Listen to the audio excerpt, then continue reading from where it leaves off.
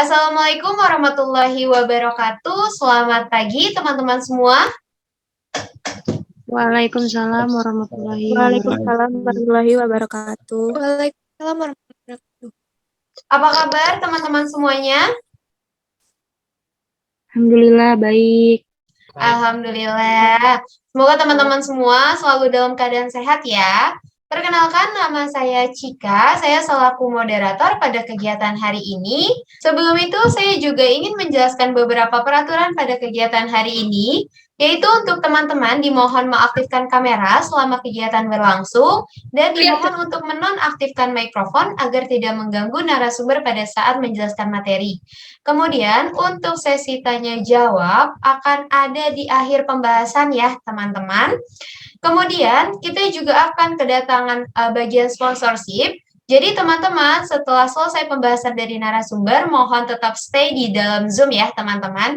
Dan untuk kegiatan terakhir kita yaitu akan ada sesi games.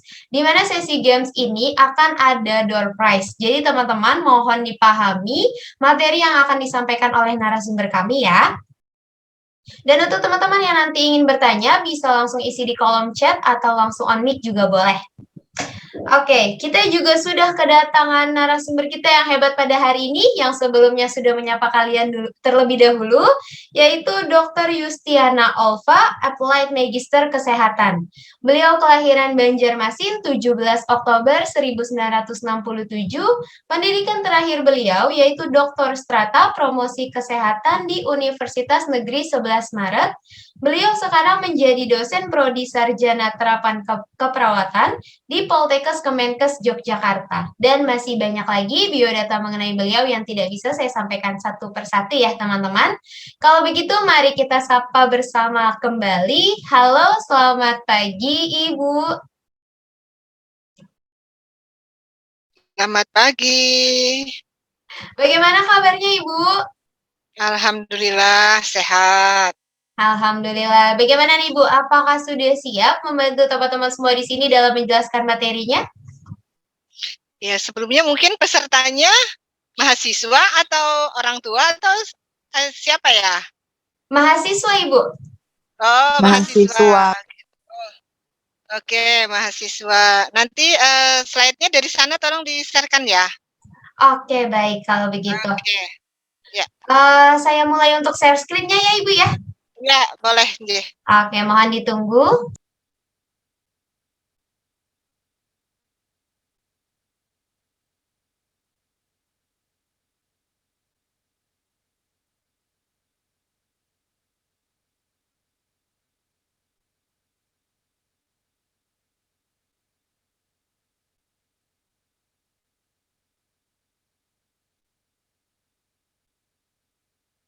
Oke, apakah sudah terlihat share screen-nya? Sudah terlihat deh. Oke, baik. Oke, kalau begitu untuk waktu dan tempat saya persilakan ya Ibu. Ya, oke. Terima kasih. Ya. Sama-sama. Iya, kita mulai ya, adik-adikku sekalian ya, para mahasiswa, mahasiswi dari sekolah kesehatan ya, tentunya ya. Oke, topik kita hari ini adalah dating violence ya, atau kalau kalian membaca barangkali di di koran atau mungkin di buku-buku atau istilah yang lain itu KDP, kekerasan dalam pacaran ya, KDP atau dating violence. Oke, next. Ya, ini mungkin pendahuluan ya yang saya sampaikan pada anak-anakku sekalian, adik-adik sekalian ya. Yang pertama mungkin kita mau lihat dulu tentang masa remaja, gitu ya. Suara saya jelas? Jelas Ibu? Ya, oke. Ya, jadi kita lihat dulu dari masa remaja, awal dan akhir. Jadi sebenarnya untuk definisi remaja itu sendiri banyak ya, silahkan mau lihat dari WHO, apa dari Departemen Kesehatan, atau mungkin pendapat ahli yang lain, silahkan. Tapi rata-rata usianya antara 10 sampai 19 tahun. Ya, itu yang dikatakan masa remaja. Di mana masa remaja itu ada awal dan akhir, dan itu merupakan bagian dari tahapan perkembangan manusia, ya. Kita semua pasti akan melewatinya. Saya pun sudah, walaupun sudah sekian lama ya, sudah sekian puluh tahun yang lalu saya juga pernah melewati masa remaja kan gitu ya. Walaupun sekarang usianya udah 50 sekian ya, saya juga pernah mengalami masa remaja. Dan Anda pun mungkin sekarang berada dalam fase remaja akhir saya kira. Ya, sebagian dari Anda pastilah ada dalam fase remaja akhir. Tapi tentu ya gejolaknya, situasinya akan berbeda pada setiap dekade. Artinya zaman remajanya saya dengan zaman remaja kalian sekarang tentu akan berbeda. Karena tentu dipengaruhi oleh banyak aspek kan, antara lain perkembangan teknologi dan sebagainya, perkembangan tentang apa ya, media sosial dan lain-lain, tentu akan sangat berbeda dengan zaman 10, 15 tahun bahkan mungkin beberapa puluh tahun yang lalu. Dan kita ya, dan saya sebagai orang tua, sebagai dosen, tentu tidak bisa bilang, kok kamu tidak seperti saya waktu zaman saya. Nah, itu tidak bisa seperti itu karena kita memang berada di situasi yang berbeda. Ya, kemudian dicirikan dengan terbangunnya kecenderungan seseorang memiliki ketertarikan terhadap lawan jenis. Jadi pada masa remaja memang sesuatu yang normal ya, bahwa orang mulai tertarik dengan lawan jenis ya, baik laki-laki terhadap perempuan maupun perempuan terhadap laki-laki. Nah, sekarang bicara perkembangan zaman ya. Dari dulu sampai sekarang, kalau kita bicara aturan, bicara hukum, yang namanya jenis kelamin itu hanya dua, laki-laki dan perempuan. Nah, dari zaman dulu, tetapi sekarang kita sudah tidak bisa seperti itu lagi. Ya, karena sekarang ada yang masalah gender.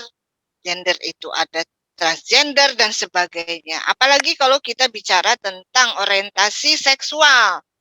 Ya, beda lagi ceritanya.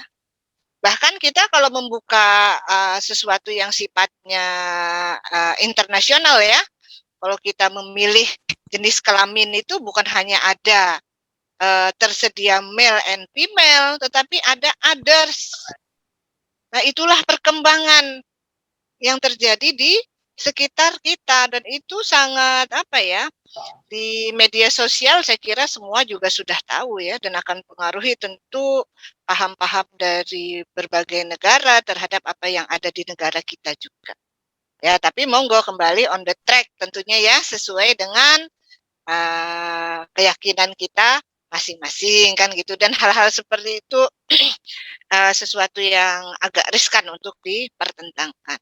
Ya, jadi kita bisa memahami kenapa kalau misalnya mungkin di luar sana jenis kelamin itu bisa ada others seperti yang saya bilang, ya, bukan hanya about male dan female gitu ya, itu harus dipahami. Kemudian salah satu tugas perkembangan remaja, khususnya remaja akhir, adalah hubungan romantik dengan lawan jenis dalam rangka mempersiapkan diri mereka untuk menemukan pasangan hidup melalui pacaran. Ini saya bicara yang umum ya, saya tidak bicara dari sudut pandang agama ya. Dari sudut pandang agama monggo masing-masing silahkan ya, kita tidak bisa mencampuri hal itu gitu ya. Ini saya cuman yang biasanya yang terjadi dari berbagai tulisan, dari berbagai penelitian, dari berbagai budaya, memang pada remaja akhir itu mulai membentuk hubungan romantik ya. Jadi bilang tadi loh, beda zaman. Kalau mungkin zamannya saya dulu lewat depan rumahnya, lihat jemurannya aja udah seneng kan gitu ya. Tapi sekarang tentu sudah berbeda. Ya, itu yang saya bilang tadi ya, bahwa berbeda setiap masa.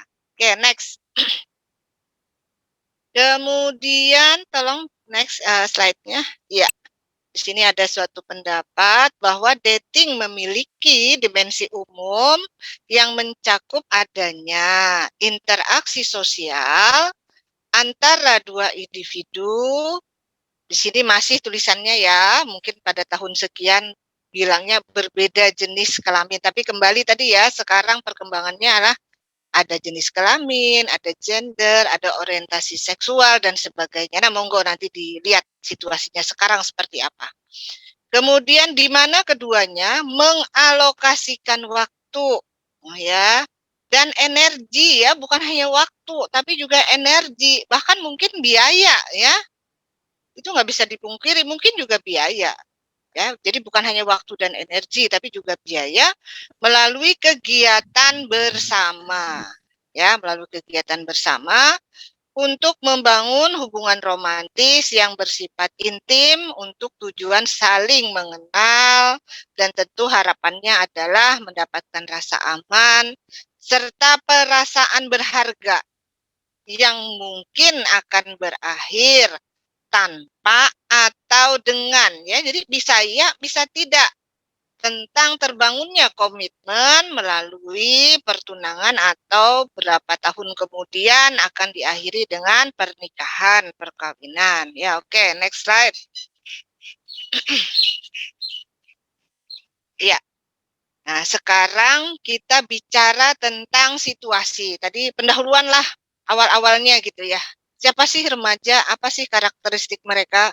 Salah satunya adalah secara secara biasanya ya kan mereka perkembangannya memang mereka akan membentuk masa fase intimasi. Nanti silahkan dilihat lagi fase tumbuh kembang ya. Kemudian situasinya sekarang bagaimana sih terkait dengan masalah ini gitu ya.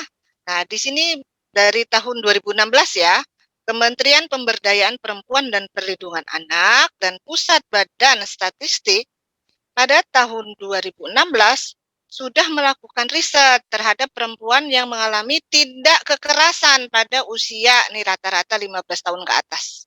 Tadi kan 10 sampai 19 tambahnya remaja. Nah, mungkin mulai berpacaran kebanyakannya pada usia ini. Apakah sebelum-sebelumnya ada? Ya mungkin saja. Ya, mungkin saja.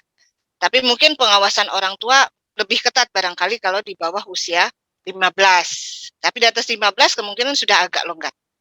Ya.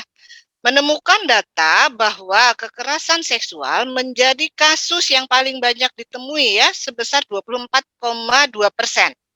Dan kekerasan fisik 18,1%. Nah, untuk terkait dengan kekerasan seksual itu paling banyak dialami oleh perempuan yang belum menikah, mencapai 34,4%. Dan itu lebih besar dibanding dengan kekerasan fisik sebesar 19,6%. Dan pelakunya ya seperti yang kita ketahui bersama, pelaku kekerasan itu sebagian besar itu adalah orang yang dekat. Dan salah satunya pada masa remaja, karena memang sudah mulai terbentuk fase intimasi tadi, itu adalah pacar. Ya, namun jenis kekerasan ini bisa juga dilakukan oleh orang asing, bahkan yang mungkin tidak dikenal oleh korban, bisa saja. Nah, bisa ya, tapi sebagian besar oleh orang yang dikenal dan salah satunya adalah pacar ya. Dan data dari Sistem Informasi Online Perlindungan Perempuan dan Anak pada tahun 2016 menyebutkan 10.000 sekian pelaku kekerasan. Dan dari 10.000 sekian itu sebanyak 2.090 itu adalah pacar. Ya, oke, lanjut. Ya, bisa dilihat di sini gambarannya ya. Oke, sebentar ya, ini jam saya bunyi sebentar.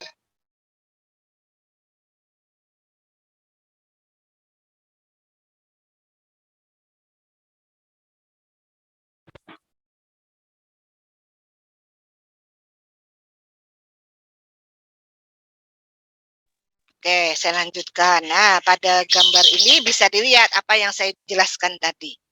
Bahwa pada tahun sekian tadi, 2016, situasinya seperti ini. Ya, ini di negara kita. Ya, lanjut. Ya. Kemudian, ya, ternyata mengalami peningkatan pada tahun 2018, 2019 ya. Ya, terjadi peningkatan menjadi sekian ribu kasus ya. Dan di sini dikatakan di bagian akhir itu ada ya, jumlah pacar yang melakukan kekerasan seksual pada tahun 2018 itu tercatat 1.528 dan meningkat menjadi 1.670 pada tahun 2019. Ya, jadi bukannya turun kok, meningkat. Oke, lanjut. Saya juga nggak tahu ya apakah sebenarnya topik ini adik-adikku sekalian, anak-anakku sekalian ini apa namanya familiar ya dengan topik ini ya. Saya mencoba mengenalkan gitu loh. Artinya bahwa bisa saja tindak kekerasan itu terjadi pada masa berpacaran. Tidak hanya kalau yang kalian lihat itu kan sebagian besar dalam rumah tangga. Nah, ternyata sebenarnya pada masa berpacaran bisa saja sudah terjadi tindak kekerasan tersebut.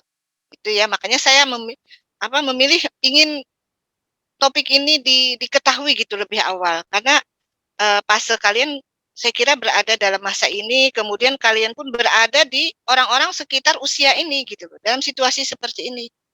Sehingga bisa untuk mengedukasi diri sendiri dan orang lain, mungkin sahabat, ya, keluarga, adik, dan seterusnya. Ya, oke lanjut. Tahun 2020, ya, agak turun. Nah, angka tersebut merupakan kedua terbanyak sesudah KDRT loh ya. Ya, jadi ternyata kasus kekerasan dalam berpacaran ini itu menduduki tingkat 2 sesudah KDRT. Kalau KDRT banyaklah kalian mungkin baca-baca, tapi kekerasan dalam berpacaran mungkin agak jarang sedikit gitu. Tetapi sebenarnya kasusnya tidak sesedikit yang kita perkirakan. Atau mungkin kita tidak terpikirkan, karena memang sebagian seperti pada umumnya korban kekerasan biasanya memilih diam. Biasanya memilih semoga dia bisa berubah. Saya tunggu mudah-mudahan dia akan menjadi lebih baik. Dan biasanya seperti itu gitu loh ya.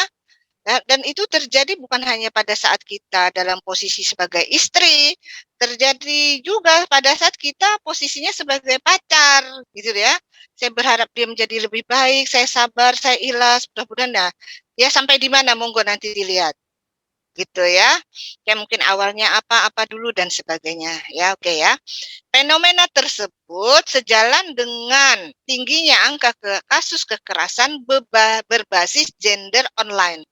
Dan kekerasan ini tidak hanya terjadi secara langsung, tetapi bisa secara online. Ya, lewat media apa saja monggo. Ya, saya kira tidak 1-2 kali kalian membaca kasus-kasus seperti ini sebenarnya, tapi untuk menyadari bahwa itu ternyata cukup tinggi ya, kedua sesudah KDRT, terjadi di sekitar kita, bahkan mungkin dialami oleh keluarga kita, bahkan mungkin kita juga mengalaminya, kita kadang nggak merasa gitu. Karena kita merasa sabar, karena ini dapat dikatakan dating violent ini adalah kekerasan berkedok cinta, katanya begitu. Ya, oke lanjut. Ya, tingginya angka kekerasan ini menjadi perhatian masyarakat luas harusnya. Ya, apabila angka kekerasan dalam hubungan pacaran bagi perempuan yang belum menikah cukup mengkhawatirkan. Tapi mungkin untuk istilahnya itu apa ya, di blow up ya secara besar kayaknya nggak terlalu rame deh di media. Tapi monggo dilihat nanti ya, dilihat nanti di media-media sosial. Nah, kekerasan dalam pacaran atau dating violent adalah tindak kekerasan terhadap pasangan yang belum terikat pernikahan ya, belum ada ikatan, meliputi kekerasan fisik, emosional, bahkan ekonomi dan pembatasan aktivitas. Mau pergi sama teman nggak boleh, mau ke sana nggak boleh, ke sini nggak boleh, ya. Harus di bawah pengawasan. Nah, itu sebenarnya udah salah satu bentuk ya tindak kekerasan. Tetapi kadang-kadang ya kita sebagai perempuan menganggap itu sebagai bentuk dari perhatian. Sementara mungkin dari pihak laki-laki pun mungkin juga merasa bahwa itu bentuk perhatian, tetapi sebenarnya sesuatu yang sangat mengikat. Ya, sesuatu yang sangat mengikat. Ke sini nggak boleh, ke situ nggak boleh, dan seterusnya. Tapi tentu saja ya, kalau misalnya memang ada kesepakatan, ada kepercayaan, ya jangan mengkhianati kepercayaan itu, gitu loh ya. Oke, kemudian kekerasan ini ya merupakan kasus yang sering terjadi juga dalam rumah tangga, namun masih belum begitu mendapat sorotan. Nah, di sini yang saya bilang, jika dibandingkan dengan KDRT yang lainnya. Sehingga kembali terabaikan oleh korban dan pelaku. Sebenarnya kalau kita bicara korban dan pelaku, tidak selalu laki-laki terhadap perempuan. Bisa saja juga perempuan terhadap laki-laki. Cuma kejadiannya lebih sedikit. Ya, nggak boleh ke sana, nggak boleh ke situ. Ya, mau biasanya rajin ke sini nggak datang-datang, biasanya rajin kongko ketemu teman-teman juga nggak berani datang dan seterusnya. Karena nggak boleh. Nah, tapi seberapa besar membuat kalian terganggu, nah itu monggo dilihat lagi. Ya, lanjut.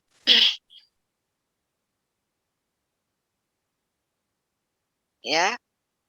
Nah, kemudian dating violent menurut Nyolon ya, tahun 2017 adalah pengalaman yang merugikan, yang mempengaruhi masa depan. Bisa saja kondisi yang kita alami, kondisi yang anak-anakku alami, adik-adikku alamin, itu mungkin memunculkan suatu trauma. Makanya Nyolon di sini berpendapat bahwa itu akan mempengaruhi masa depan. Mungkin akan menyebabkan kita takut, tidak percaya dengan adanya suatu relasi, adanya suatu hubungan yang baik, dan seterusnya. Ya, lebih lanjut dijelaskan kekerasan dalam pacaran dapat terjadi secara langsung, ya, kemudian online atau juga bisa melalui berbagai teknologi sekarang. Ya, oke lanjut. Ya, oke. Nah di sini ada istilah KDP-nya. Ketika pasangan selalu mengontrol aktivitas kamu secara konstan atau posesif, menuntut agar seluruh waktu kamu hanya untuk dia, serta berusaha mendapatkan kekuasaan atau kontrol terhadap diri kamu. Nanti slide yang keberapa nanti Anda akan lihat bahwa ada power and control dalam kekerasan dalam berpacaran. Nanti slide yang keberapa saya lupa.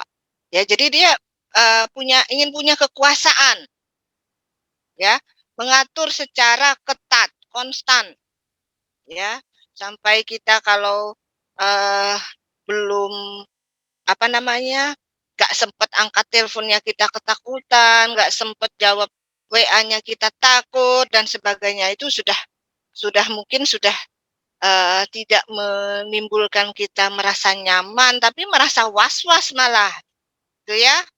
Ya, itu baru hal yang simple loh.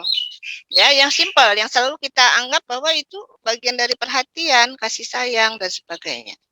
Kalau yang lebih keras lagi ya nanti kita lihat ya. Para ahli sepakat, next. Lanjut ya. Para ahli sepakat bahwa pada intinya kekerasan dalam pacaran mengandung dimensi tekanan dan pemaksaan kekuasaan yang bertujuan yang terrefleksikan dalam tindakan yang bersifat mengekang, mendominasi, dan menyakiti yang menyebabkan kerugian bagi korban. Nah, kembali ya, kerugian itu tidak selalu bersifat yang namanya finansial. Bisa secara emosional. Ya, secara psikologis. Ya, tapi kembali tadi kadang tidak disadari, tidak disoroti dan sebagainya. Ya, di sini ahli yang lain berpendapat bahwa perilaku yang ditujukan untuk mengontrol, untuk mendominasi, ya, baik fisik, seksual, psikologis, ya, dan itu menyebabkan mencederai, ya, mencederai. Ya, tadi kembali ya, dimensi tadi pembentukan fase keintiman bisa berakhir dengan pernikahan, pertunangan, dan sebagainya. Nah, kalau ini berlanjut, ya harus benar-benar ada kesadaran dari kedua belah pihak. ya, untuk saling memperbaiki diri, karena sebenarnya ini perlu pendampingan, perlu terapi dan sebagainya, baik korban maupun pelaku. Ya, oke, next slide. Ini bentuknya bisa Anda lihat anak-anakku sekalian, adik-adikku sekalian, ya, mulai dari memukul yang fisik ya, menampar, mendorong, mencengkram, ya, dan sebagainya, ya. Semoga insya Allah dari peserta hari ini nggak ada lah yang mengalami hal ini. Tidak ada lah pelaku di sini. Harapannya seperti itu, kan gitu. Ya, kalau ada, ya disadari artinya, oh saya membutuhkan bantuan, baik sebagai korban maupun sebagai pelaku. Ya, yang sebagai korban mungkin untuk meminimalisir dampaknya, sementara yang pelaku untuk agar tidak terjadi lagi, ya, mungkin perlu bantuan ya, baik secara mungkin agama atau mungkin psikoterapi dan sebagainya. Ya, tapi kembali yang korban kadang terlambat menyadarinya, yang pelaku kayaknya juga nggak menyadarinya gitu loh. Ya, dan ini perlu dukungan dari lingkungan agar menyadari, untuk menghantarkan, untuk mendampingi, baik sebagai korban maupun sebagai pelaku. Itu perlu perhatian dari lingkungan, ya, mungkin yang terdekat adalah keluarga, kan begitu ya, bukan terus kalau pelaku terus dimusuhi, ya, disisih-sisihkan, diapa-apain, nah tambah nanti. Sebenarnya kan pelaku itu perlu bantuan, gitu ya, perlu bantuan untuk dia bisa mengendalikan emosinya, menyadari bahwa itu sebenarnya menyakiti pasangannya, bahwa dia memerlukan bantuan orang lain untuk dapat mengendalikan dirinya, sehingga responnya kita harapkan bisa menjadi lebih baik ya dalam konteks relasi dalam hal ini ya. Oke. Kemudian secara ekonomi ya, mencukupi segala keperluan hidupnya, memanfaatkan, bahkan mungkin menguras harta pasangannya. Itu juga bentuk kekerasan. Ya. Oke, entah disadari entah tidak, saya ya monggo dilihat ya. Padahal kan kalau orang masih, mohon maaf, baru pembentukan fase intimasi, apalagi remaja ya, mungkin kalau dewasa agak berbeda ya, kan masih minta ya sama orang tua, kan begitu ya. Tapi ini bisa terjadi ya. Kemudian secara emosional, mengancam ya, memanggil dengan sebutan yang mempermalukan, pasangan dijelek-jelekkan dan sebagainya ya. Padahal mohon maaf ya, mungkin kekasihnya sendiri kok dipanggil mungkin apa, gendut, apalah sebutan-sebutan seperti itu. Dan itu mungkin nggak dirasa apa itu ungkapan sayang atau apa, tapi kan kita nggak tahu ya apa yang dirasakan oleh orang lain ketika kita memanggil dia dengan sebutan-sebutan yang dalam tanda kutip sebenarnya itu tidak baik untuk diucapkan gitu ya. Akhirnya kan mengarah mungkin ke body shaming ya. Kalau misalnya itu terkait dengan aspek fisik ya, atau mungkin aspek yang lain, monggo ya. Kemudian yang berikutnya lagi kekerasan seksual.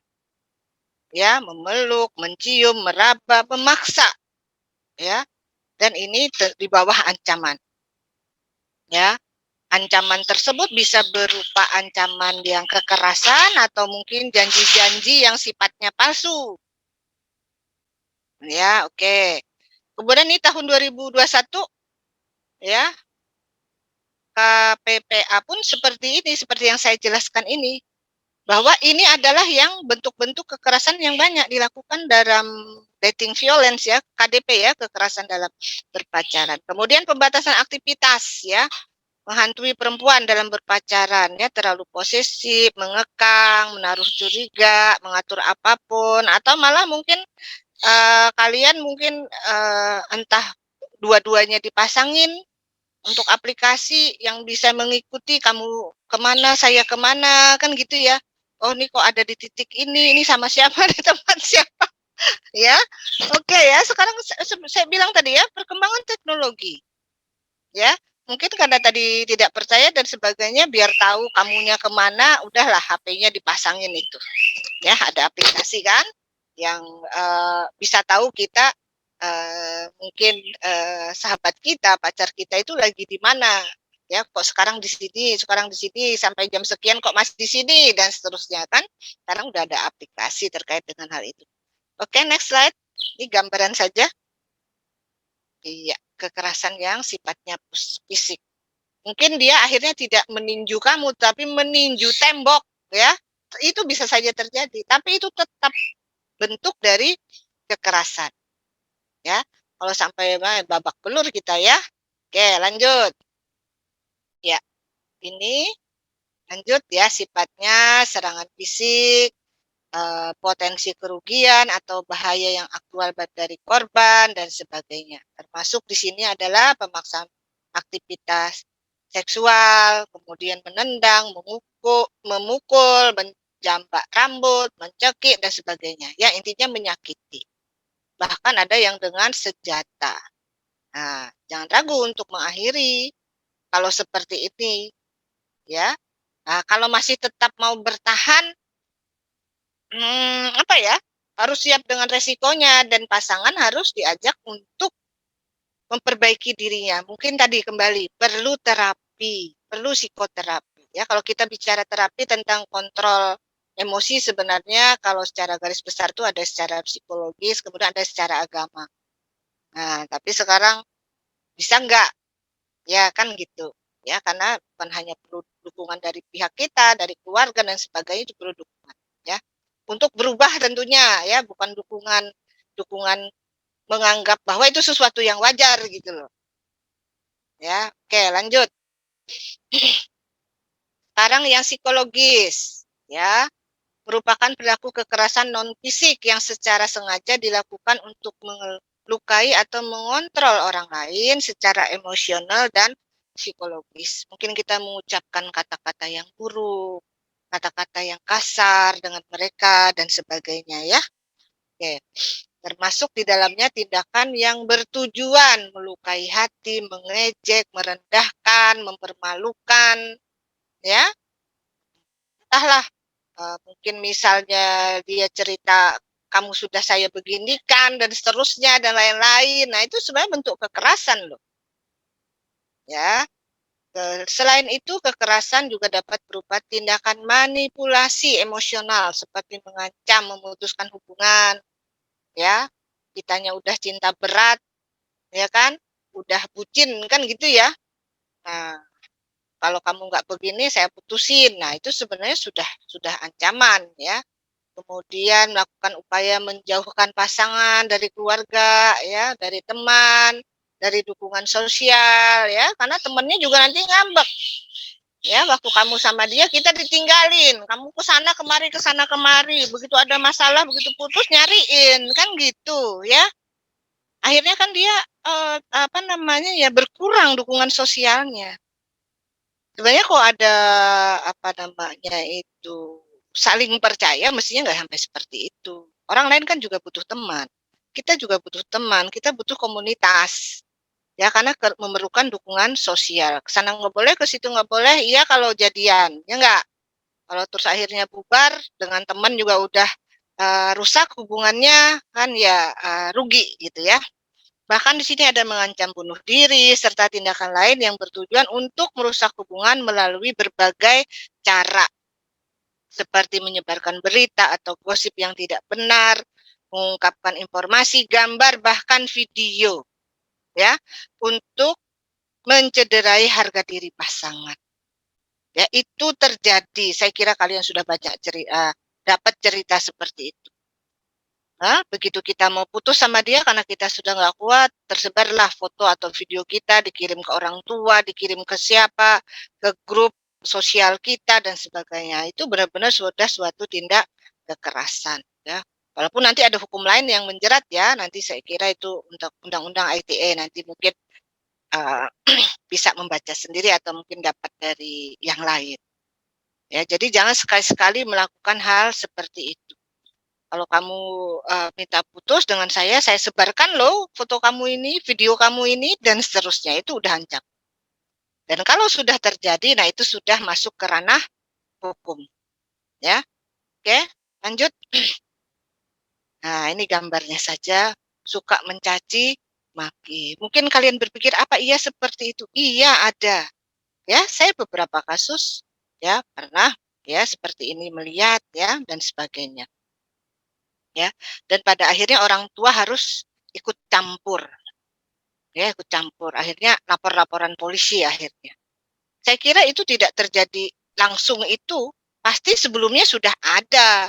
Gitu loh. Cuma tadi loh, tidak disadarin. Nah, sebenarnya dari awal itu ya mestinya sudah disadari. Kalau mau sabar menunggu, ikhlas dan sebagainya, ya tadi, ya, yang bersangkutan pun ya harus menyadari bahwa sebenarnya dia bermasalah dengan pengontrolan emosionalnya, perilakunya. Ya, oke lanjut. Nah, di sini kita pertanyakan, pernahkah pasangan menghina Anda dengan kata-kata kasar, cacian, hardikan, umpatan yang tidak pantas? Ya. Oke, kemudian ini lambat laun akan membuat orang lain menjadi depresi, tidak memiliki harga diri, bahkan bisa saja berujung pada keinginan untuk bunuh diri.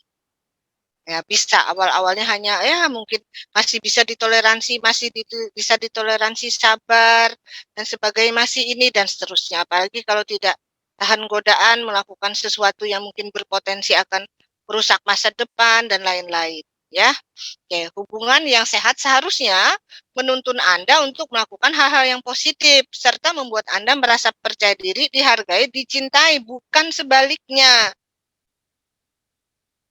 Tuh ya, oke, next. Nah, ini pelampiasan emosi pada lingkungan sekitar. Ya, mungkin banting pintu dan sebagainya. Ya, sehingga menjadi ketakutan pasangannya, ya. Lanjut. Ya, ini melempar benda keras, meninju tembok, menghancurkan benda di sekitar. Ini jangan lagi dianggap hanya pertengkaran biasa. Ya, harus diperhatikan hal ini. Lanjut. Sikap posesif yang berlebihan. Ya, kayaknya kok kita nggak bisa kemana-mana ya. Ya, ke situ nggak boleh, itu nggak boleh, dan sebagainya. Ya, oke lanjut. Saling percaya satu sama lain adalah akar dari hubungan yang sehat. Tapi bila pasangan justru terlihat sulit untuk percaya, bahkan terkesan selalu mengawasi gerak-gerik Anda, hingga mulai mengusik hal-hal yang bersifat pribadi. Ya, sebaiknya mulai ambil langkah mundur dan pikirkan kembali apakah mungkin Anda bertahan dengan pasangan.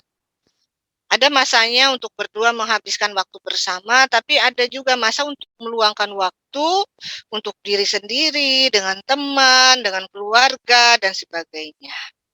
Oke, sebaiknya seperti itu ya, karena kita ini makhluk sosial. Lanjut. Ya, ini gambaran saja. Ya, kita menjadi jauh ya. Ya, akhirnya teman, keluarga mungkin menjadi menjauhi kita juga gitu loh ya.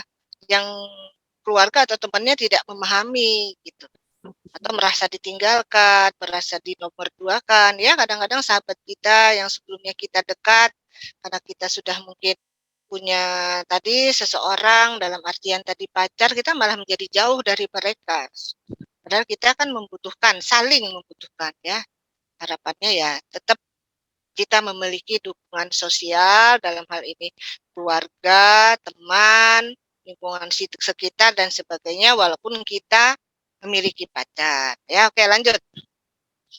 Ya, kelanjutan dari sikap posesif tanpa sadar akan membuat jauh dari orang terdekat. Ya, jangan biarkan pasangan bisa mengatur diri Anda sesuka hatinya. Ingat, pasangan yang baik seharusnya tidak akan melarang Anda untuk melakukan hal lain selama masih dalam lingkup yang positif tadi saya katakan. Ya, next. Ya, mudah terpancing emosi. Ya, itu bisa terjadi. Lanjut. Nah, sini dikatakan kita kok menjadi tempat sampah, gitu ya, dari kemarahannya. Entah mungkin dia marah dari tempat lain, kita juga ikut dimarahi, dan seterusnya. Dan ini disertai kata yang kasar. Jika amarahnya sudah tidak terbendung lagi. Kita mungkin salahnya cuma dikit, atau kayaknya apa, segini aja kok reaksinya sampai seperti itu. Nah, itu yang saya bilang. Menjadi tempat sampah. Mungkin dia punya masalah dengan temannya, dengan keluarganya, dan sebagainya, tapi ditumpahkan ke kita, ya, ke pasangan. Oke, lanjut.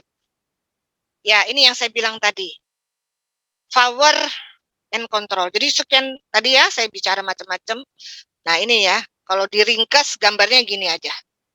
Dia akan mengontrol dengan bentuk dari intimidasi, anger, threat, ya, dan sebagainya ya, sosial status, selalu menyalahkan, ya, peer pressure, sexual coercion dan sebagainya. Dan ini adalah sebenarnya suatu bentuk tindak kekerasan baik sifatnya seksual, fisikal, ya, verbal, ya, dan sebagainya.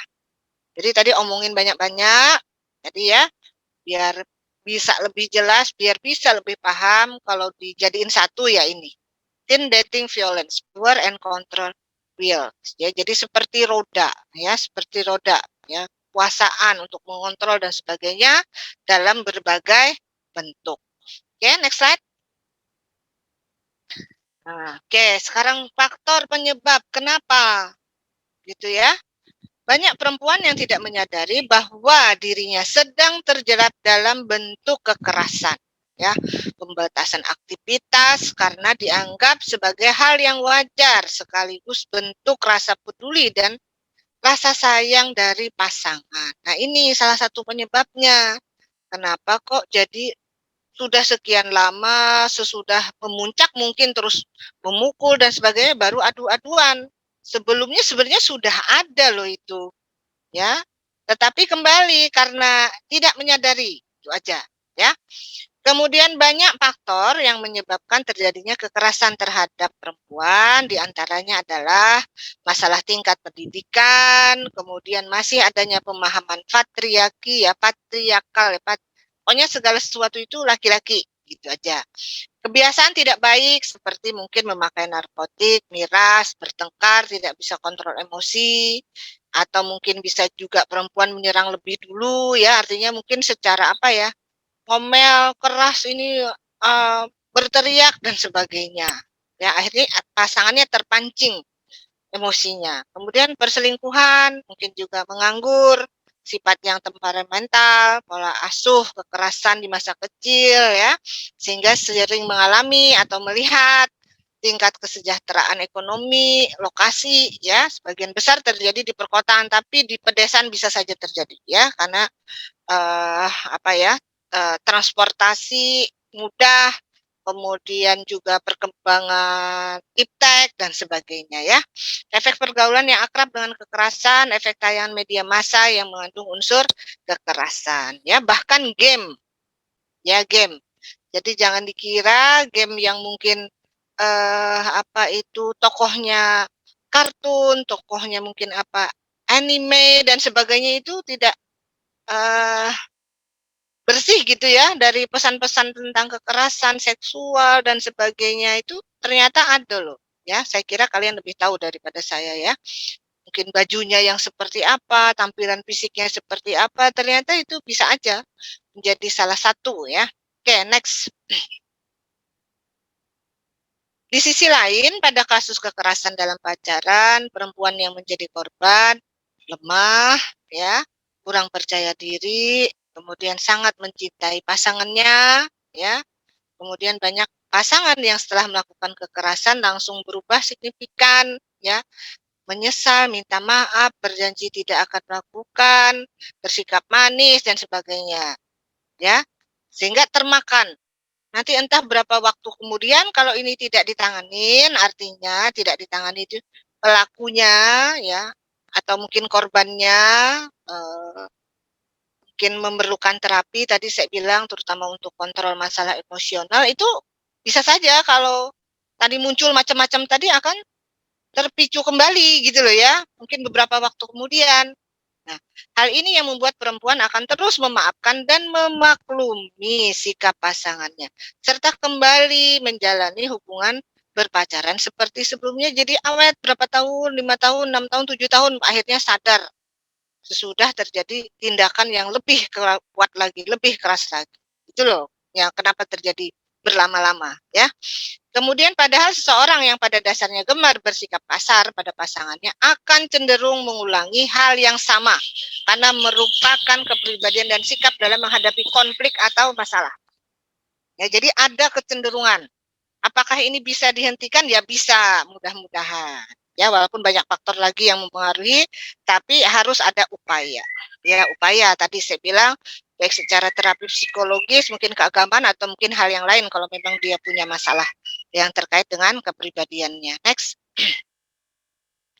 Nah, ini kalau berdasarkan lagi ya, kalau tadi macam-macam pendapat, tinjauan, apa namanya, dari berbagai media dan sebagainya. Nah, ini kalau hasil penelitian ya tahun 2011, 2010 yang mempengaruhi dating violent adalah satu, kontrol diri. Ya, di mana kontrol diri ini sebenarnya adalah suatu keahlian individu ya dalam merangka membaca situasi diri dalam lingkungannya serta kemampuan untuk mengontrol dan mengelola perilaku yang sesuai dengan situasi dan kondisi saat itu juga. Ini merupakan kemampuan untuk dapat membedakan perilaku yang dapat diterima atau tidak dapat diterima. Nah, ini yang dimaksud dengan kontrol diri. Nah, kemungkinan pelaku-pelaku itu adalah ini di sini gitu ya, kontrol dirinya yang mungkin kurang. Dan kalau kita lihat di sini keahlian individu sebenarnya sangat dipengaruhi oleh bagaimana kita masing-masing dalam keluarga kita dibesarkan. Ya, suatu saat Anda akan berkeluarga, memiliki anak. Nah, tolong ini salah satu yang harus diperhatikan adalah membentuk anak untuk mereka mampu untuk kontrol dirinya. Ya, sehingga tidak menjadi pelaku, ya. Atau mungkin tidak menjadi korban. Ya bisa aja karena dia menganggap dalam misalnya lingkungan keluarga itu ada sesuatu yang biasa ya, yang dibentak, yang lempar apa dan sebagainya itu sesuatu yang biasa, begitu dia mengalami mungkin dia juga bisa menerima itu gitu loh. Sesudah menjadi yang terjadi yang lebih buruk baru menjadi permasalahan yang dibawa sampai ke pengadilan gitu ya. Oke, lanjut. Nah, yang satunya lagi adalah apa? Tadi adalah kontrol emosi, yang kedua adalah insecure attachment. Ya, ini adalah suatu hubungan individu dengan orang tua. Oke ya, di mana dari hubungan tersebut menimbulkan perilaku yang mempelajari keterikatan yang terjadi antara orang tua dengan anak. Ini akan berperan penting dalam membentuk individu untuk kehidupan ke depannya. Jadi dua hal ini yang sangat berpengaruh selain dari faktor-faktor yang lain ya, gender, masalah patriarkal dan sebagainya. Nah, ini kenapa sih terjadi kekerasan dalam berpacaran itu ya. Lanjut. Dampaknya sekarang ya. Apa sih dampaknya? Nah, bisa mengalami kalau misalnya terjadi pemukulan, terjadi penghinaan dan sebagainya, tentu berbagai aspek akan terganggu ya, baik kesehatan secara fisik, psikis ya, apalagi kalau kekerasan seksual ya, dan sebagainya. Keluhannya akan makin banyak ya. Kalau yang terlihat jelas mungkin memar, patah tulang ya, bahkan mungkin cacat, nauzubillah min dzalik kan, kemudian psikologi, sakit hati, harga diri rendah, malu, terhina, mungkin juga menyalahkan diri sendiri, udah kita mendapat kekerasan, masih kita juga berpikir kita yang salah gitu ya, takutan akan bayang-bayang kekerasan, bingung, cemas, tidak mempercayai diri sendiri dan orang lain, bersalah, tingkat depresi lebih tinggi hingga munculnya keinginan untuk bunuh diri. Makanya tadi di slide sebelumnya mempengaruhi masa depan ya kalau mengalami hal seperti ini. Next. Ya. Ini Oppenhauer ya menggarisbawahi bahwa kekerasan dalam pacaran itu menimbulkan dampak serius. Ya, tadi sudah saya jelaskan, bahkan termasuk kualitas hidup. Berbagai studi ya, khususnya perempuan mengalami luka fisik, gangguan mental, depresi, bahkan di sini kalau itu adalah suatu tindak kekerasan seksual bisa terinfeksi HIV AIDS ya, kehamilan tidak diinginkan, serta mengalami gangguan perilaku. Ya, oke ya, karena misalnya kalau mohon maaf ya, mungkin bahasa agak kasarnya seperti ini ya, kalau kamu nggak mau istilahnya apa ya, kontak seksual atau kontak seksual itu merupakan bentuk dari kasih sayang dan sebagainya, berarti kamu nggak sayang dong sama saya, nggak cinta dong sama saya, dan sebagainya. Itu sebenarnya udah bentuk ancaman. Ya, nah, kalau lemah ya terlalu ya, udah bucin pakai terlalu lagi ya, nah bisa nanti akan mengalami hal-hal yang buruk, mungkin divideokan ya, dan sebagainya. Waktu itu kita menganggap ini nanti untuk koleksi pribadi dan sebagainya. Waktu itu lagi cinta-cintanya, tidak akan berpikir bahwa itu akan menjadi senjata buat dia untuk melakukan memeras, mempermalukan, menjatuhkan dan sebagainya. Sehingga orang kalau sudah merasa dipermalukan, tadi yang paling dikhawatirkan adalah terjadinya bunuh diri, ya. Oke, lanjut. Nafsa, bahkan mungkin kegagalan akademik, ya. Nah, ini penelitian terhadap 101 perempuan dewasa muda Indonesia yang mengalami kekerasan dalam pacaran menunjukkan berkorelasi terhadap menurunnya rasa harga diri. Ya, mungkin kalau dalam istilah kesehatan jiwa itu mungkin harga diri rendah ya atau apa ya. Oke, ya lanjut. Ya, lanjut. Ya, bahkan ini banyak penelitian ya. Kalau di luar sih banyak ya penelitian, di kita juga sebenarnya di Indonesia juga cukup ada juga sih, tapi mungkin tidak sebanyak di luar ya tentang KDP ini gitu ya. Mengalami masalah kesehatan fisik mental ya.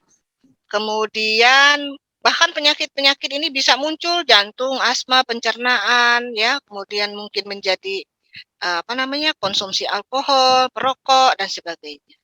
Nah, dan ini ya membuat prihatin fenomena ini ya, fenomena transmission of violence ya, berdasarkan hasil penelitian menunjukkan bahwa korban kekerasan dalam pacaran beresiko tinggi mengalami reviktimisasi, jadi terulang lagi karena tadi sesudah melakukan tidak kekerasan, minta maaf, sayang lagi, ajak nonton, ajak belanja, ajak apa, dan saya lupa. Berapa waktu kemudian ya, sesuai dengan situasi, kondisi, dan sebagainya, akan terulang lagi. Makanya di sini dikatakan bahwa ya, kalau sudah terjadi ya, itu cenderung ya akan beresiko untuk mengalami reviktimisasi. Ya, kemudian pelaku sangat mungkin ya mengulang pada masa nanti. Teenagernya berakhir mungkin di 19, nanti dewasanya pada saat dia menjadi suami dan sebagainya mungkin dia akan mengulang hal tersebut ya, dengan bentuk yang lebih serius dan frekuensi yang meningkat. Kalau nggak ditanganin gitu ya, tapi kalau ditangani mungkin ya bisa menurun. Lanjut, pelaku tadi bisa ya, bisa laki-laki, bisa perempuan. Laki-laki dan perempuan itu bisa menjadi pelaku, bisa menjadi korban ya, dan sebagainya ya. Kemudian menunjukkan angka kekerasan dalam pacaran yang relatif sama antara laki-laki dan perempuan, tapi ini di luar ya, nggak tahu kalau di Indonesia ya. Oke, mungkin lebih banyak yang perempuan kalau kita lihat tadi ya, dari tahun 2016 sampai 2021 ya. Namun demikian, para peneliti juga menyadari bahwa pola kekerasan ditentukan oleh gender. Ya, remaja perempuan umumnya melakukan kekerasan yang dampaknya dinilai tidak terlalu membahayakan. Ya, atau mungkin hanya dengan tujuan untuk membela diri. Sementara laki-laki merupakan pelaku utama, melakukan kekerasan dengan tingkat keseriusan yang tinggi dan bertujuan untuk mendapatkan tadi kontrol atas pasangannya. Dan secara fisik kan juga memang laki-laki lebih kuat daripada perempuan, kan gitu ya. Oke, lanjut. Ya, kalau misalnya ini ya, mereka mungkin yang perempuan ya melaporkan ketakutan, trauma, serta mengalami dampak yang lebih merugikan ya yang dialami dibandingkan dengan laki-laki. Ya, beberapa ahli juga menduga bahwa perempuan lebih beresiko menjadi korban dan laki-laki menjadi pelaku. Ya, oke, lanjut. Isu sosial ya, selection bias yang menjadi titik lemah dari berbagai pengukuran yang ada sehingga berpotensi menyebabkan ya tadi ya, kok yang terlaporkan ini banyak laki-laki gitu ya, bahwa yang pelakunya laki-laki, yang perempuan ini korban.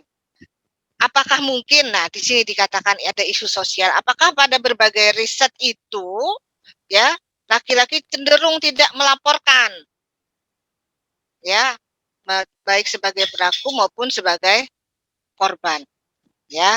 Oke, lanjut. Faktor resiko dan pelindung kekerasan ya, jadi orang-orang yang berisiko seperti apa baik dia sebagai korban maupun sebagai pelaku. Ya, itu banyak sekali penelitian-penelitian yang terkait ya. Atau mungkin yang faktor pelindung, apa sih yang harusnya sebaiknya dalam kondisi seperti apa agar kita tidak menjadi korban, agar kita tidak menjadi pelaku.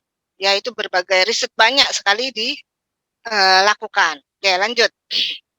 Ya, di sini bisa dilihat faktor resiko dan pelindung kekerasan dalam dalam pacaran atau KDP. Yang pertama individu itu sendiri, kemudian keluarga, teman sebaya, komunitas dan masyarakat luas.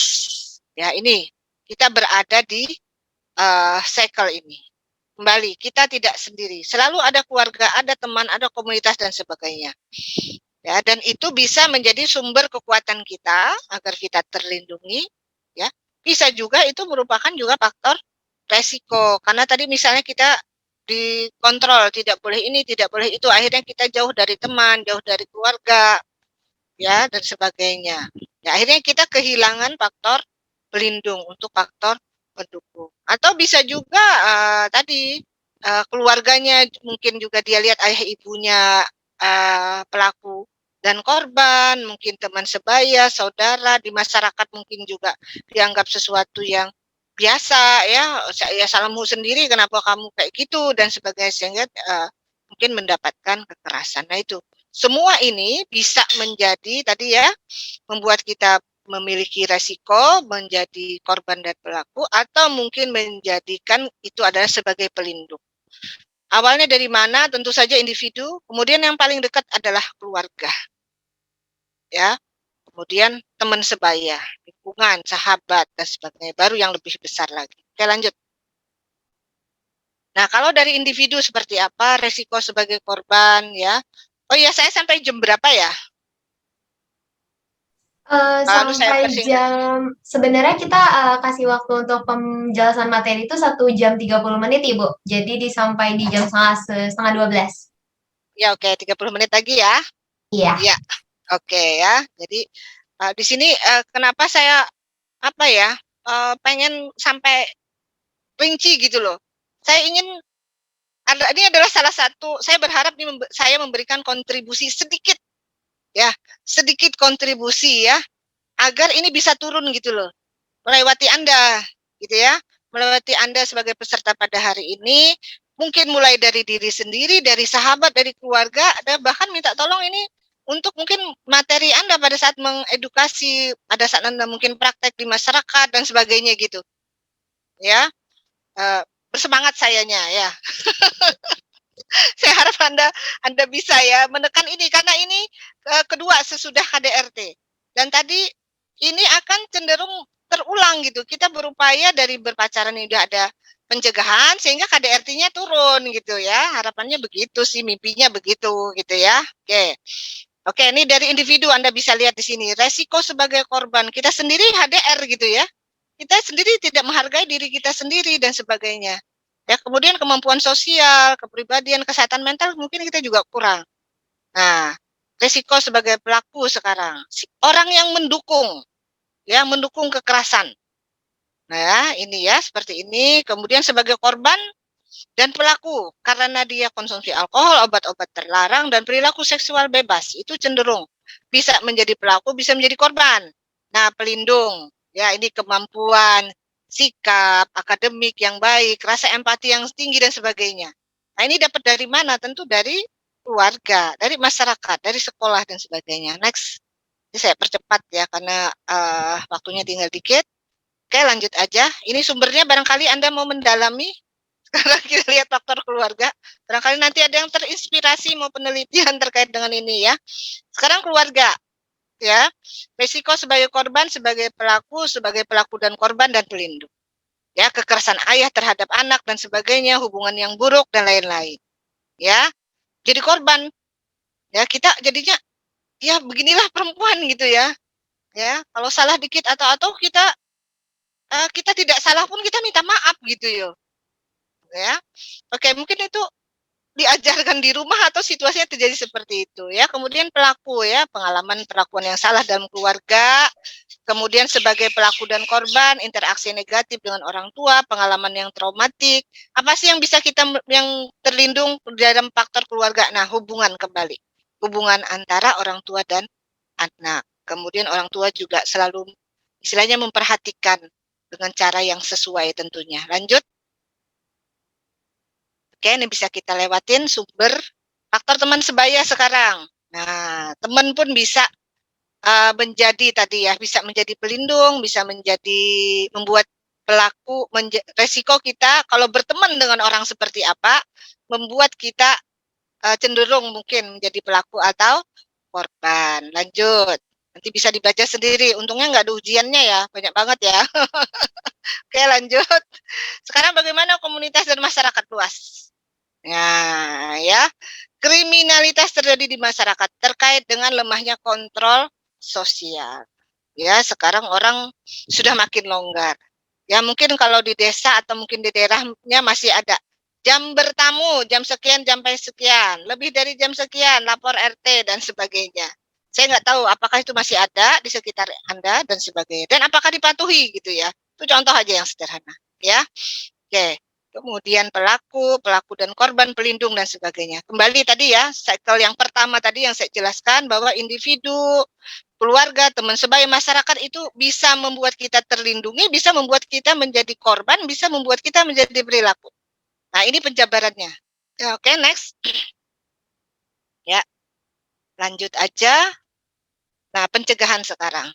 Sebelum memutuskan memiliki hubungan dekat, ya, cobalah untuk mencari tahu latar belakang. Ya, sangat penting karena akan berpengaruh pada hubungan selanjutnya. Jadi kalau misalnya mungkin ada yang masih ingat tentang apa itu falsafah atau apa sih masyarakat di Jawa ya, bibit, bebet, bobot dan sebagainya, kayaknya itu masih perlu deh. Ya, kayaknya masih perlu ya untuk dilihat hal seperti itu ya. Walaupun mungkin ada hal yang lain yang mungkin tidak perlu dilihat. Yang penting tadi masalah apa tadi pengandaian diri dan lain-lain. Ya, prinsipnya kekerasan dalam pacaran tidak bisa ditolerir. Yes, ya dari awal seperti itu. Ya. Kemudian awali hubungan dengan membangun komitmen bersama, saling menghargai dan tidak ada kekerasan.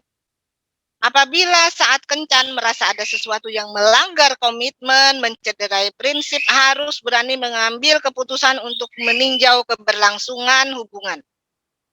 Tunjukkan rasa percaya diri, walau seorang perempuan bukan berarti pasif. Bila ada hal yang ingin disampaikan mengenai hubungan, sebaiknya dibicarakan. Itu ya, itu hal yang bisa kita lakukan untuk mencegah. Lanjut. Penanganan, ya. Next. Nah, memberikan dukungan, meyakinkan korban untuk berani berkata tidak, menentang segala bentuk kekerasan dan sebagainya. Ini kita mungkin kalau dibilang berteori gitu ya, berdasarkan riset, berdasarkan apa. Tapi sebenarnya pada kenyataannya ini memerlukan waktu yang cukup lama. Ya, memerlukan waktu dan dukungan. Ya, dan dukungan ya. Kemudian itu tadi korban. Untuk pelaku menelusuri apa yang menyebabkan pelaku melakukan kekerasan, apakah dia mungkin punya traumatik sendiri. Nah, di sini konseling dan psikoterapi, jangan juga dimusuhin. Bertambah parah nanti gitu loh ya. Kemudian sementara mungkin yang dari pihak misalnya putri ya, dari pihak perempuannya sabar untuk konseling, psikoterapi, psikolog sampai dengan psikiater ya monggo gitu. Ya. Tapi kalau nggak yakin udah mundur. Ya, oke, lanjut. Perempuan yang lanjut ya, perempuan yang belum menikah dan sedang atau ingin menjalin hubungan dengan calon pasangan, berikut cara menghindarinya, kenali calon ya, kemudian jangan terlalu cepat mengambil keputusan, lebih bijak, berani bersikap, menghentikan hubungan jika ada tindak kekerasan, bangun komitmen, perkenalkan pasangan, jangan sembunyi-sembunyi kalau berpacaran, ya. Orang tua harus tahu, keluarga harus tahu. Itu sebenarnya salah satu kontrol loh. Ya, salah satu kontrol, ya. Terus kalau pergi jangan sembunyi-sembunyi, bilang. Ya. Mama, Papa, saya pamit atau apalah, silakan. Walaupun mungkin tidak serumah, tetap pamit. Dan bilang sama pasangan kita, saya sudah pamit dengan orang tua saya. Saya udah bilang dengan teman kos saya, kalau saya pergi sama kamu, dan sebagainya. Nah, itu hal sederhana yang bisa kita lakukan. Sehingga si dianya tahu bahwa yang lain tahu bahwa saya pergi sama kamu. Kalau terjadi apa-apa, ya kamu juga harus ikut melindungi saya bertanggung jawab, dan sebagainya. Ya, tapi kalau sembunyi-sembunyi, jemput di perempatan, turun di perempatan, dan sebagainya, nggak tahu. Ya, ini kadang-kadang kalau misalnya ada tindakan yang sifatnya lebih ke kriminal, agak lama ditelusurinya. Ya, kemudian orang tua ya, orang terdekat, keluarga, teman, dan sebagainya. Jadi harus saling. Ya, oke, lanjut. Nah, ini slide-nya. Dating violent adalah kekerasan yang berkedok cinta. Ya, oke, lanjut. Pikirkan kembali, ya, next slide. Sedikit lagi. Ya, apakah dia masih pantas untuk mendampingi Anda dalam suka dan duka nantinya? Ingat, setiap orang berhak bahagia dan bebas dari kekerasan. Oke, udah selesai, Mbak. Alhamdulillah. Alhamdulillah, baik. Terima kasih banyak Ibu Yustiana atas penjelasan materinya. Oke, untuk teman-teman semua di sini, kita masuk ke sesi tanya jawab. Apakah ada yang ingin ditanyakan dari teman-teman kepada Bu Yustiana? Oke, Salsabila Nur Alia bisa langsung on mic aja.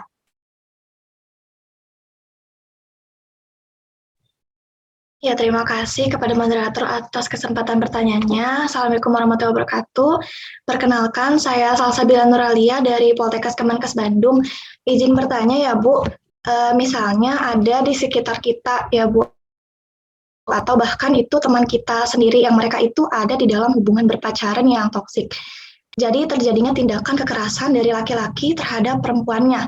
Nah, bagaimana tindakan kita yang pada dasarnya kita berhak untuk dan berniat untuk membantu, namun terkadang pasangan itu tuh risih ataupun menganggap kita yang sebenarnya ingin menolong itu dianggap mencampuri urusannya gitu. Terima kasih. Langsung atau bagaimana ini?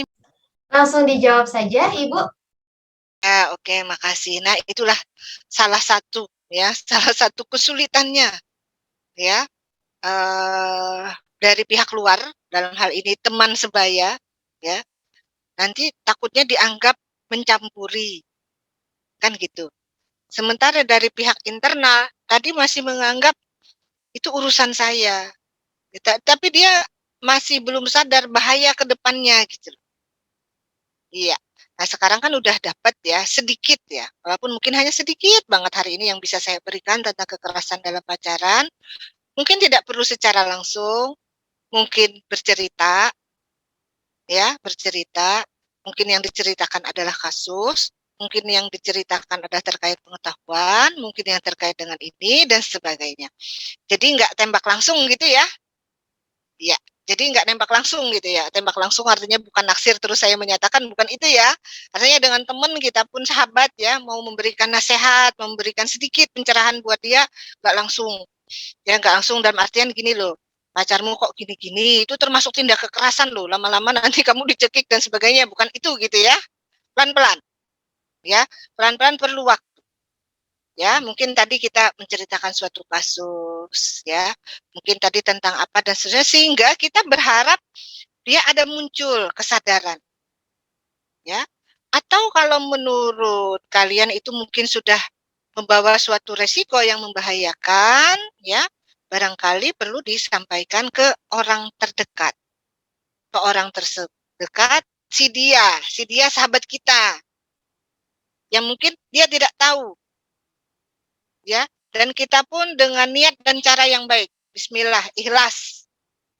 Ya, bukan mau ikut campur, bukan mau buat apa, semata-mata hanya untuk kesehatan, keselamatan, ya, kesehatan bukan hanya secara fisik tapi secara psikologis dan sebagainya. Kedepannya akan seperti apa, ya. Mudah-mudahan nanti bisa untuk dilakukan tahap yang berikutnya. Oke, mungkin itu jawaban dari saya.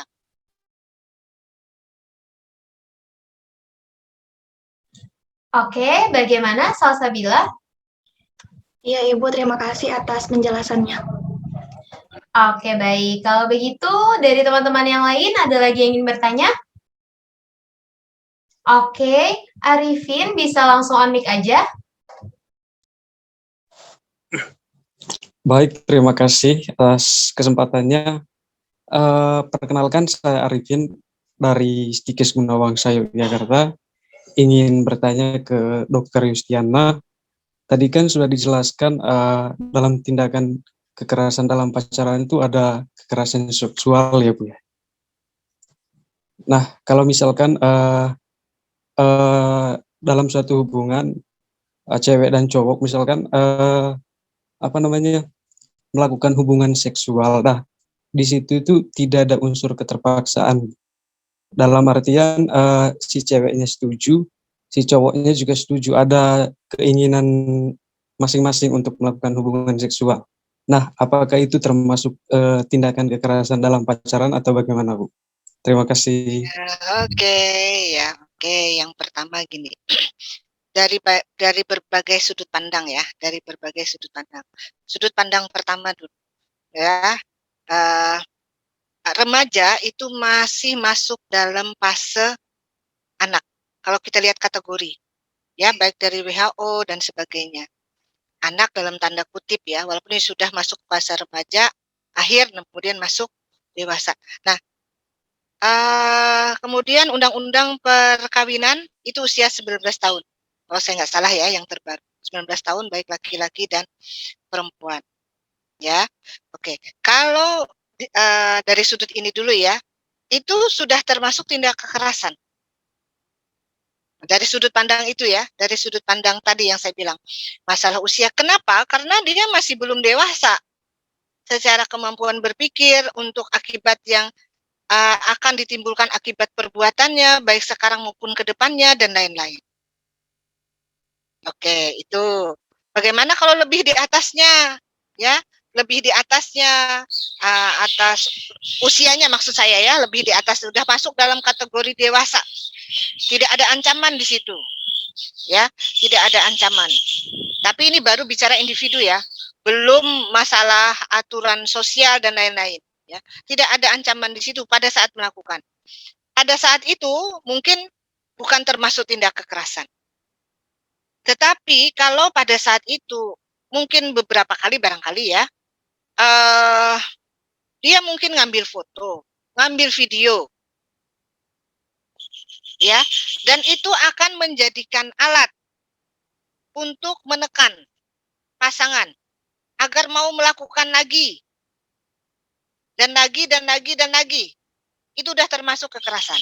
Waktu pertama mungkin tidak, tapi dalam kategori usia yang lebih dari 19 ya. Ya, karena di atas 19 itu udah dewasa.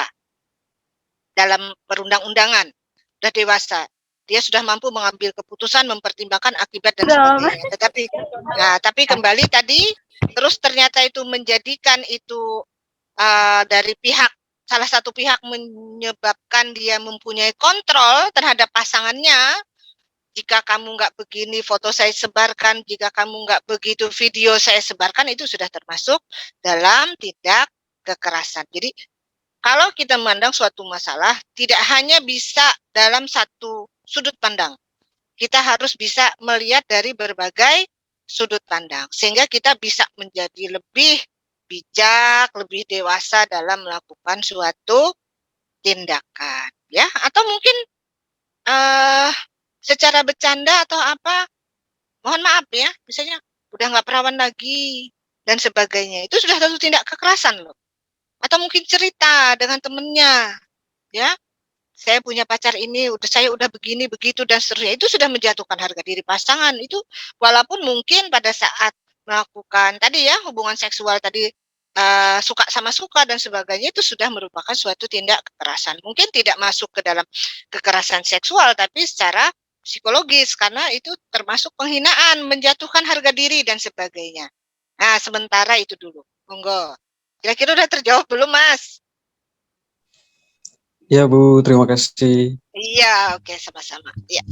Oke, baik. Ibu ada yang bertanya di kolom chat. Perkenalkan nama saya Yuyun Satriani, mahasiswa dari Stikes Guna Bangsa Yogyakarta.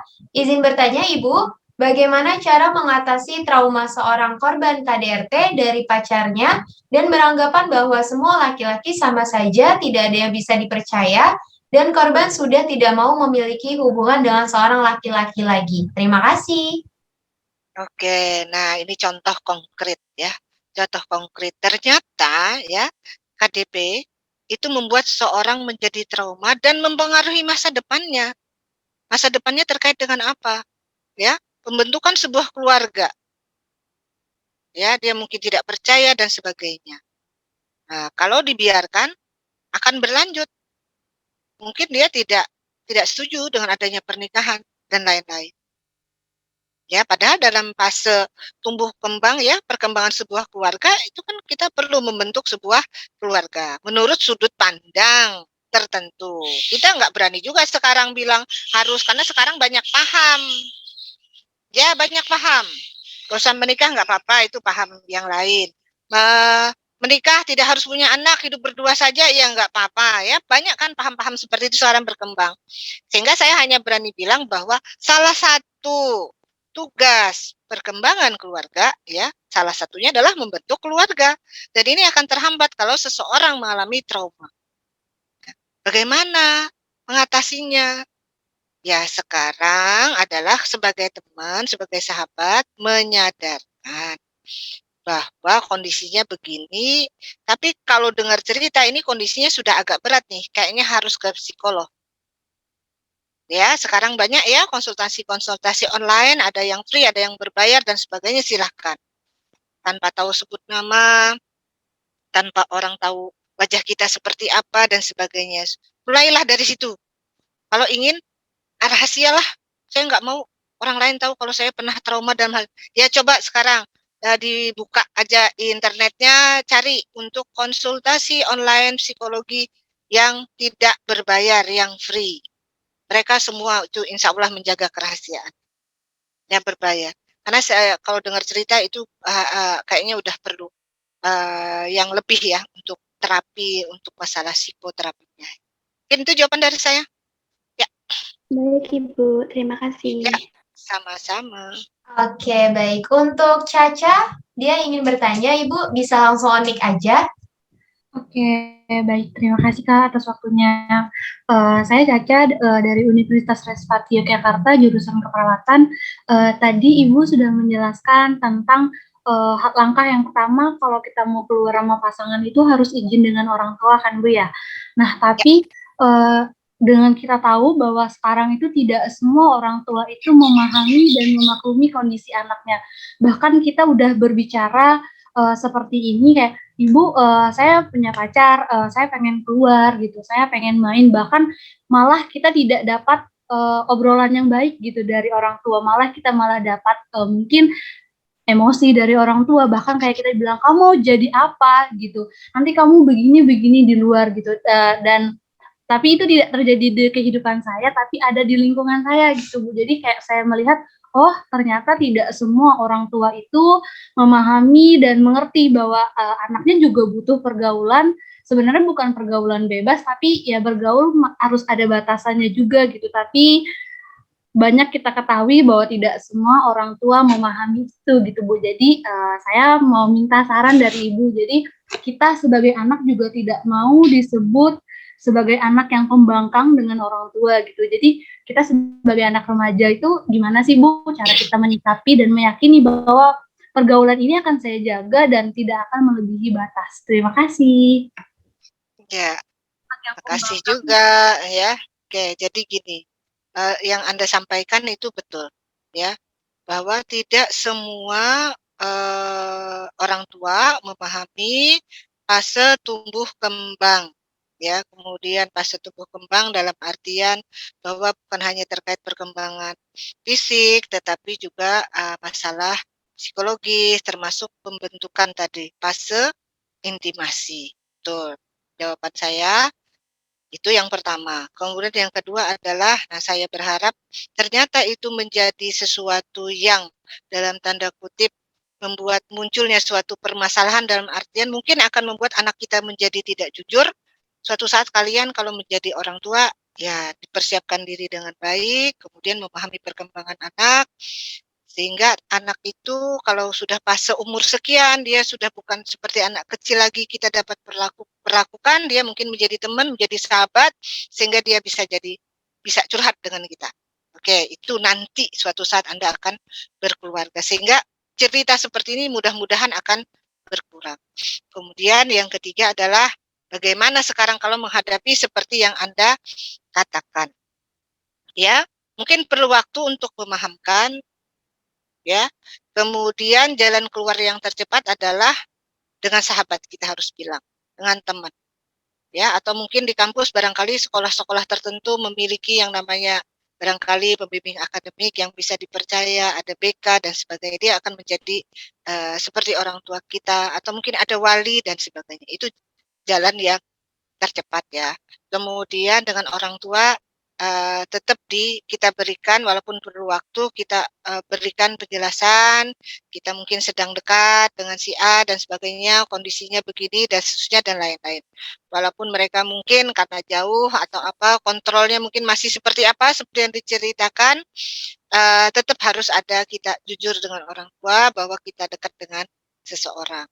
Tadi kalau misalnya orang tuanya belum bisa menerima, belum bisa memberikan izin, ya tadi kita berbagi cerita dengan sahabat yang bisa dipercaya, kemudian mungkin dengan guru, dengan dosen, pembimbing akademik, atau siapa yang bisa Anda percaya. Sehingga Anda tidak menyembunyikan hubungan Anda, paling tidak dengan orang yang terdekat.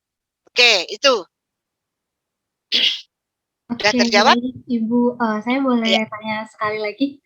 Boleh.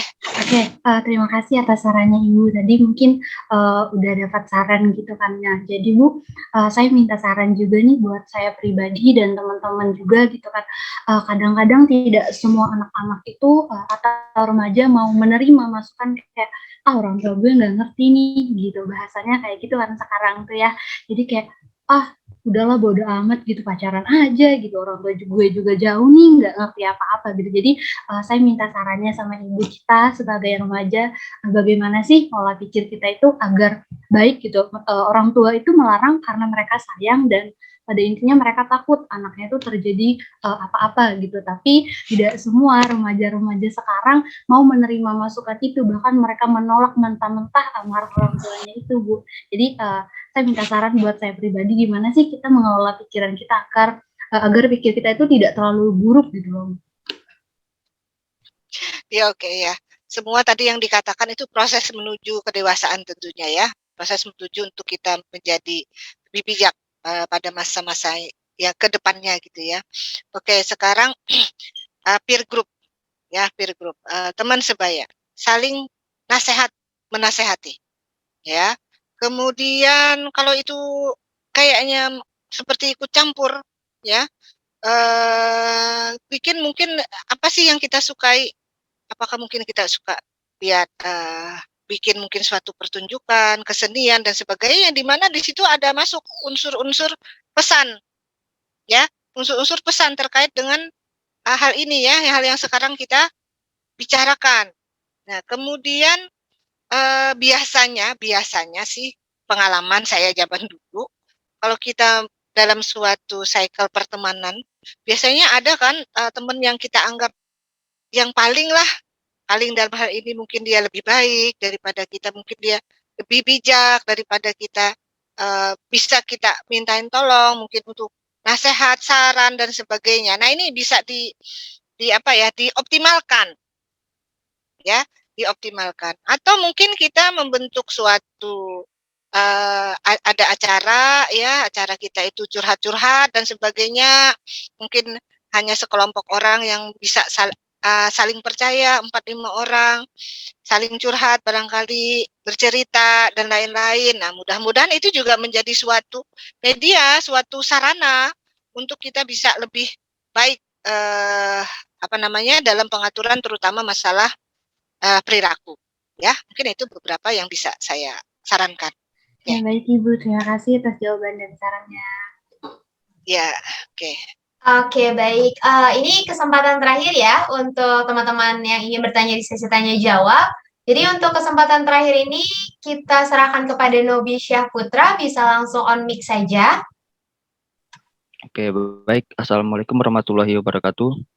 Perkenalkan, saya Nobi Syahputra. Saya dari Universitas Maritim Raja Ali Haji. Pertanyaan saya yaitu, bagaimana cara paling tepat memecahkan masalah kalau pasangan beda pendapat? Baik, terima kasih. Ya, makasih. Debat ya. Oke ya, kalau di kelas ya nak ya, kita ada latihan kan, debat, ada yang pro, ada yang kontra kan gitu ya. Oke, sekarang bagaimana dalam kehidupan pribadi, dalam hal ini pasangan ya, orang yang kita sayang, kita takut juga kehilangan dia, kita takut juga ada kesalahpahaman dan seterusnya. Ya, ternyata ada beda pendapat. Yang pertama jelas perlu waktu. Ya, jangan berpikir instan. Artinya kalau saya ngomong ini dia akan paham, tidak. Mungkin perlu waktu. Ya, perlu waktu. Dalam hal ini bahkan bisa saja waktu itu kita perlu time out dulu sebentar. Itu udah yang paling ini ya. Kita nggak ketemu dulu ya, gitu ya. Kayaknya kita masih belum ini deh, ya belum sepaham tentang hal ini. Mungkin kita perlu introspeksi diri kita masing-masing ya. Mungkin berapa hari nggak ketemu dan sebagainya. Ya itu salah satu langkah yang bisa kita lakukan, kita bisa merenung ya, artinya mencari jalan keluar yang terbaik ya. Kemudian apalagi sih yang bisa kita lakukan? Ya itu tadi kita diskusi, atau mungkin kalau sudah kayaknya masih belum juga ya, mungkin perlu apa ya, istilah anak muda sekarang apa, healing ya. Jalan mungkin ke suatu tempat ya, di mana mungkin kita akan jadi lebih terbuka, lebih adem dan sebagainya ya. Atau mungkin sesuai dengan agama yang Anda anut ya, barangkali sesekali lah kalau sholat jamaah gitu kan ya, atau mungkin ke gereja bareng atau ke pura bareng gitu ya. Mudah-mudahan itu bikin lebih adem gitu ya, sehingga membicarakannya lagi bisa lebih baik ya, paling tidak mungkin win-win solution. Oke, itu. Baik, sudah, Bu. Terima kasih. Oke, baik. Kalau begitu, terima kasih banyak atas penjelasan materinya hari ini untuk Ibu Yustiana. Semoga materi yang Ibu sampaikan pada hari ini bermanfaat untuk teman-teman semua.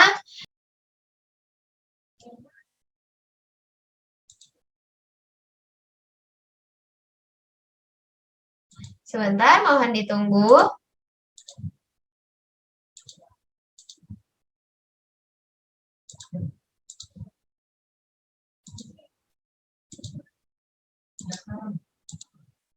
Oke, teman-teman.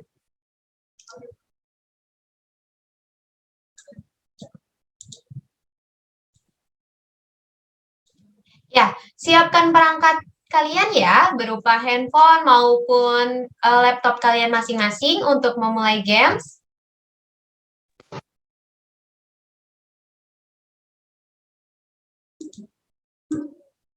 Oke, untuk teman-teman, websitenya sudah saya kirimkan di kolom chat, jadi bisa langsung klik saja, atau langsung barcode menggunakan handphone kalian yang sudah tersedia. Oke, baik teman-teman, udah jam 11.55. Kalau begitu saya kunci ya teman-teman. Oke, baik. Silakan diperhatikan baik-baik. Kita mulai ya teman-teman.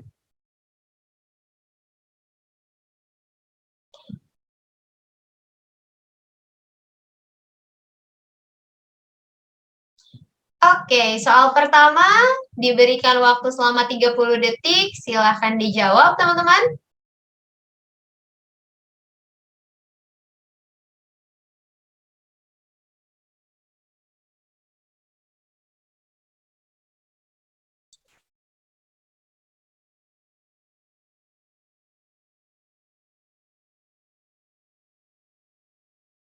Oke, 41 menjawab dengan benar.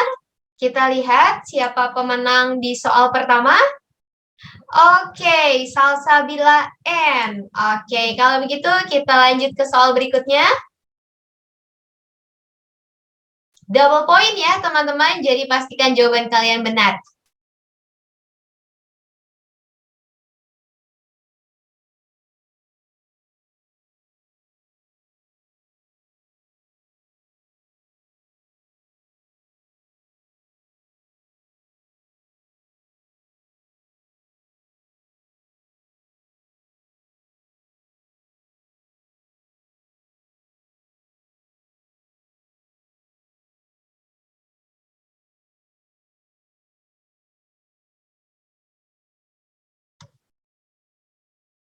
Oke, baik. Kita lihat jawaban benarnya kira-kira apa?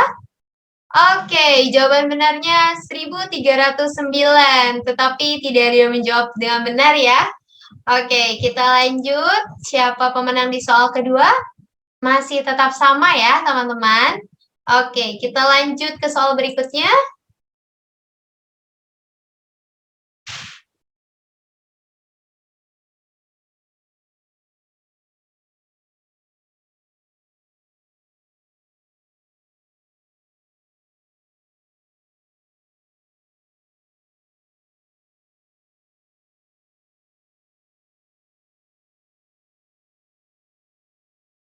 Oke, 47 menjawab dengan benar. Kita lihat pemenang di soal ketiga. Oke, masih ditempati oleh Salsabila N. Baik, kita lanjut ke soal berikutnya.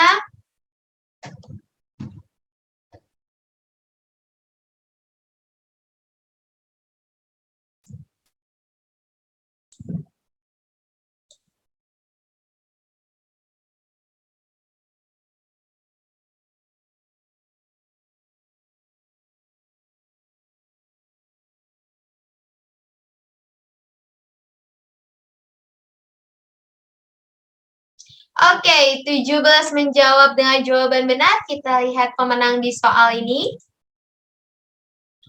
Oke, Salsabila N dibalap oleh Rena. Oke, kita lanjut ke soal berikutnya.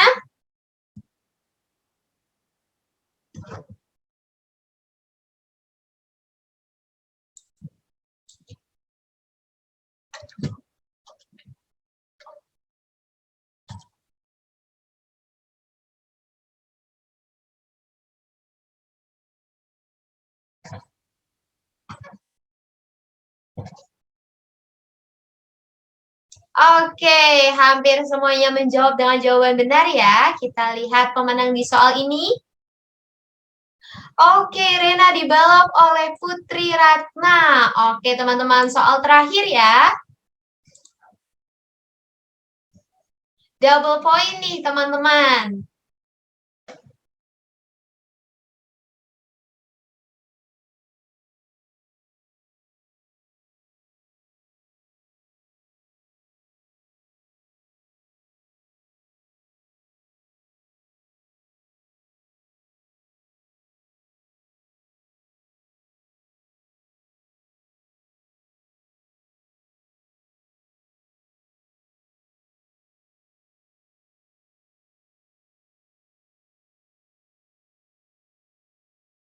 Oke, kita lihat jawaban benarnya apa?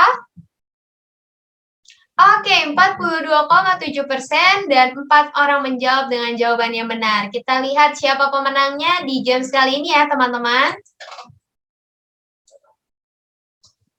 Oke, juara 3 oleh Asa Laila, juara 2 oleh Salsabila SA, dan juara pertama yaitu Bella. Oke. Untuk Bella, silakan menghubungi kontak person yang sudah saya berikan di kolom chat ya. Oke, teman-teman. Kalau begitu, untuk sesi terakhirnya juga sudah terlaksanakan. Untuk Bella, jangan lupa menghubungi nomor berikut ya, yang sudah saya berikan di kolom chat. Oke, dan untuk link sertifikat juga sudah saya kirimkan di kolom chat. Jadi teman-teman dimohon untuk mengisi link tersebut menggunakan email ya. Pastikan emailnya sesuai ya dengan email teman-teman yang benar.